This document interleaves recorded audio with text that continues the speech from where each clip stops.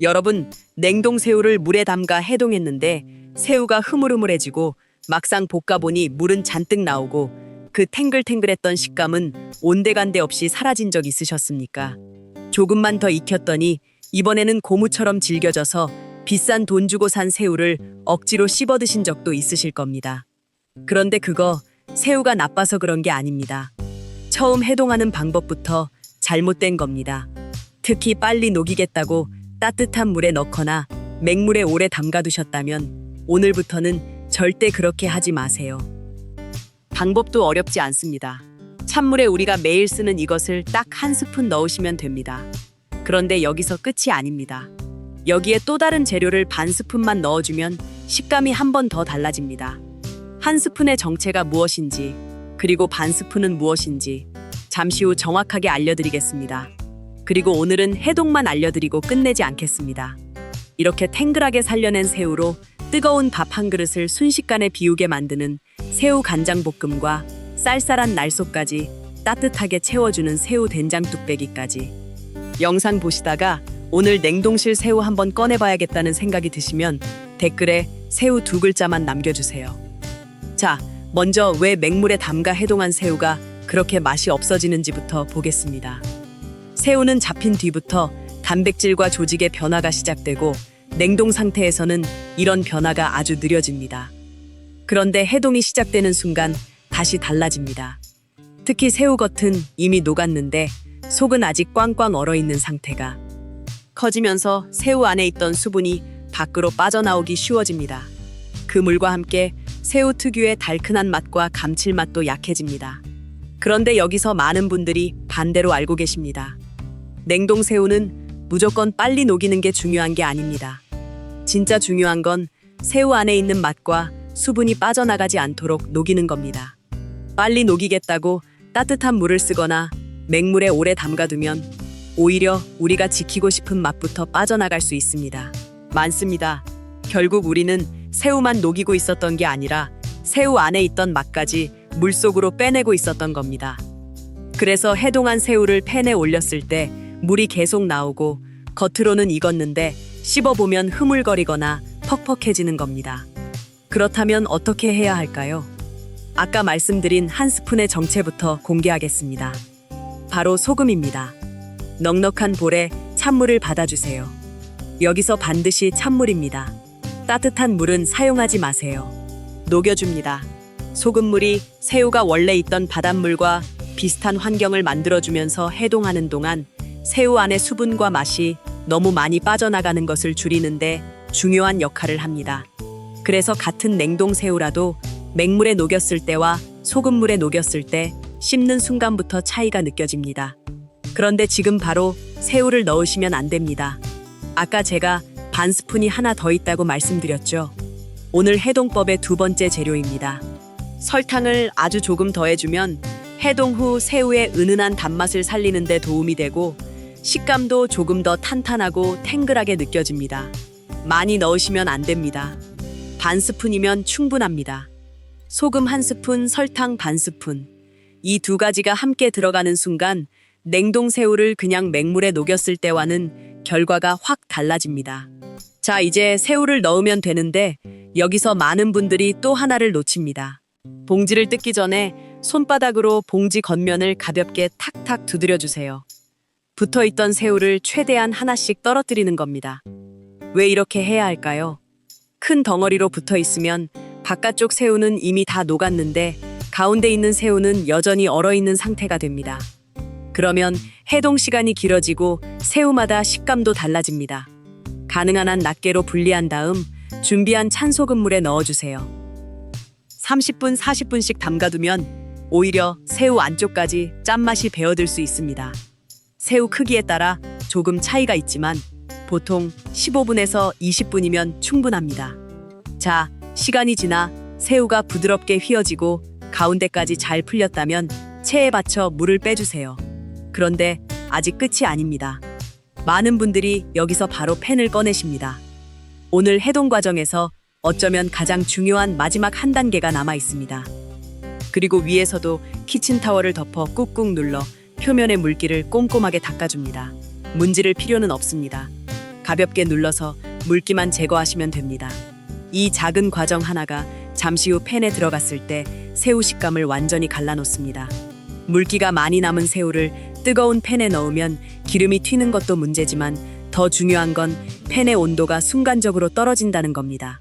새우를 볶으려고 넣었는데 새우에서 나온 물 때문에 팬 안에서 새우가 쪄지기 시작합니다. 기억하세요. 소금과 설탕을 넣은 찬물 15분에서 20분, 그리고 마지막 물기 제거. 여기까지 해야 해동이 끝난 겁니다. 자, 이제 이 새우가 실제 요리에서 어떻게 달라지는지 바로 확인해 보겠습니다. 지금부터 만들 두 가지 요리는 모두 복잡하지 않고 10분 정도면 충분합니다. 첫 번째는 뜨거운 밥 한 그릇을 눈 깜짝할 사이에 비우게 만드는 새우 간장볶음입니다. 한 스푼 대파, 조금 통깨 조금이면 충분합니다. 그런데 여기서 맛을 결정하는 건 양념보다 먼저 팬입니다. 팬을 중강불에 올리고 충분히 달궈주세요. 팬이 미지근한 상태에서 새우부터 넣으시면 안 됩니다. 대부분 여기서 실수합니다. 팬이 충분히 달궈지기 전에 새우를 넣으면 새우에서 물이 나오면서 볶음이 아니라 찜이 돼버립니다. 팬 가까이 손을 가져갔을 때 열기가 확 느껴질 정도가 되면 식용유 한 스푼을 두릅니다.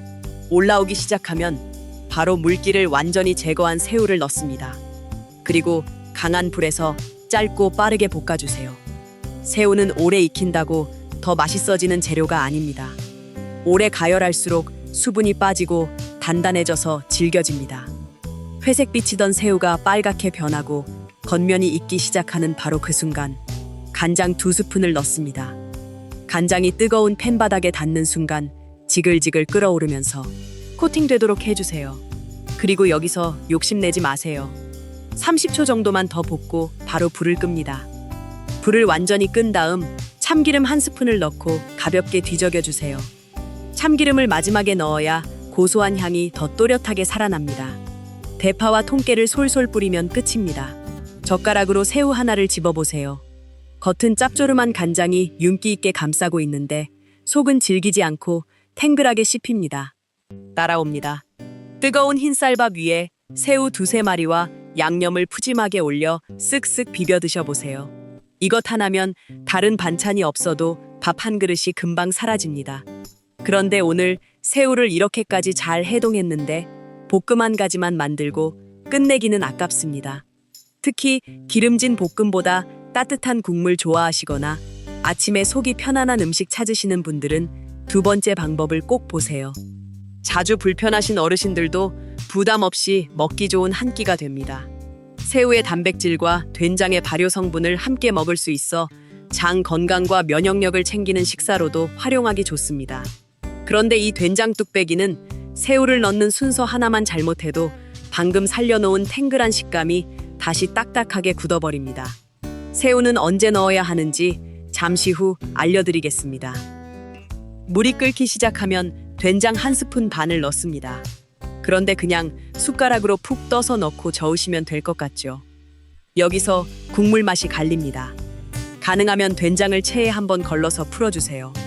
된장을 바로 넣으면 덩어리가 남을 수 있는데 체에 한번 걸러주면 된장이 국물에 고르게 풀려서 훨씬 깔끔하게 먹을 수 있습니다.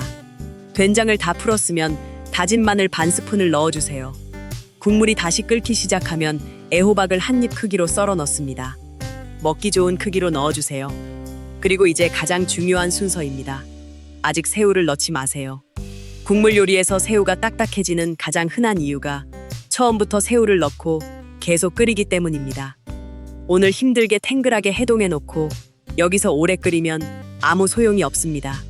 새우는 반드시 마지막에 넣습니다. 두부까지 넣은 국물이 다시 보글보글 끓기 시작할 때 해동한 새우를 넣어주세요. 된장 국물에 퍼지기 시작합니다. 새우가 익으면 대파를 넣고 바로 불을 끄세요. 여기서 더 끓이시면 안 됩니다. 뚝배기째 식탁에 올려보세요. 보글보글 끓는 구수한 된장 냄새가 먼저 올라옵니다. 한 숟가락 떠보면 부드러운 두부가 된장 국물을 가득 머금고 있고 애호박의 은은한 단맛 사이에서 새우가 탱글하게 씹힙니다. 구수한 된장 맛 뒤로 새우의 감칠맛이 더해지면서 국물 맛이 훨씬 깊어집니다. 함께 한 그릇 먹고 나면 속부터 따뜻하게 채워지는 느낌이 듭니다. 그런데 여기서 새우 종류를 잘못 고르면 지금까지 알려드린 방법대로 해도 다시 질겨질 수 있습니다. 같은 냉동 새우처럼 보여도 해동하는 방법과 익히는 시간을 똑같이 잡으면 안 되는 새우가 있습니다.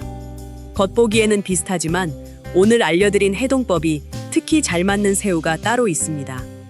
마트 냉동 새우에 활용하기 좋습니다. 마트 냉동 새우에 활용하기 좋습니다. 반대로 자숙 새우는 이미 한번 익은 상태이기 때문에 팬이나 국물에서 오래 가열하면 금방 질겨질 수 있습니다. 자숙 새우를 사용하신다면 조리 시간을 훨씬 짧게 잡으셔야 합니다. 그리고 새우를 사실 때 포장 안쪽도 한번 보세요. 성에가 지나치게 두껍게 끼어 있거나 새우들이 커다란 얼음 덩어리처럼 한꺼번에 붙어 있다면 보관 과정에서 온도 변화가 있었을 가능성이 있습니다.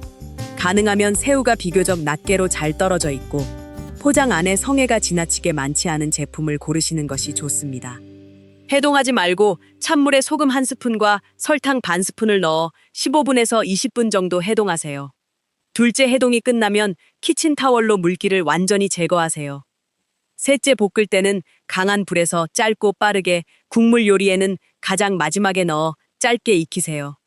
이 세 가지만 기억하셔도 앞으로 냉동 새우를 꺼냈다가 흐물흐물하거나 질겨서 실망하는 일은 훨씬 줄어들 겁니다. 음식이 아니어도 좋습니다. 이렇게 냉동실에 있는 재료 하나라도 제대로 맛있게 만들어서 따뜻한 밥과 함께 챙겨 드세요. 새우 간장볶음으로 가족들이 먼저 젓가락을 가져가는 밥 반찬을 만들 수도 있고, 새우 된장 뚝배기로 내 속을 따뜻하게 채우는 한 끼를 만들 수도 있습니다. 오늘부터 냉동실 구석에 있던 새우를 짐처럼 두지 마시고 든든한 식재료로 활용해 보세요. 오늘 영상이 도움이 되셨다면 좋아요 한번 눌러주시고 냉동 새우 자주 사시는 가족이나 지인분께도 꼭 공유해 주세요.